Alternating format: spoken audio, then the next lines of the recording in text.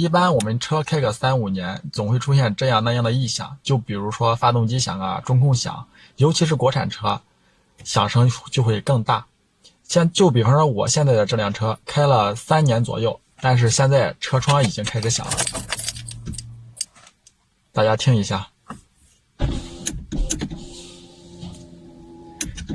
每次升降的时候都会有一种吱扭吱扭的声音，这一般情况下都是车窗的胶条老化，或者说车玻璃的卡托松动。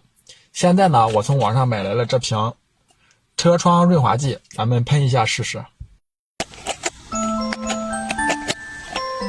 首先呢，打开我们这个车窗润滑剂，把这个管子接上去。在喷之前呢，一定要把车窗上这个脏东西给清掉。今天咱们就不清了，直接喷。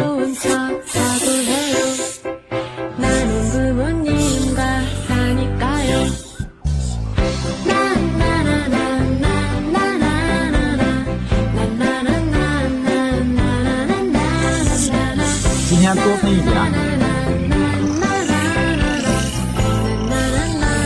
还有一股淡淡的香味。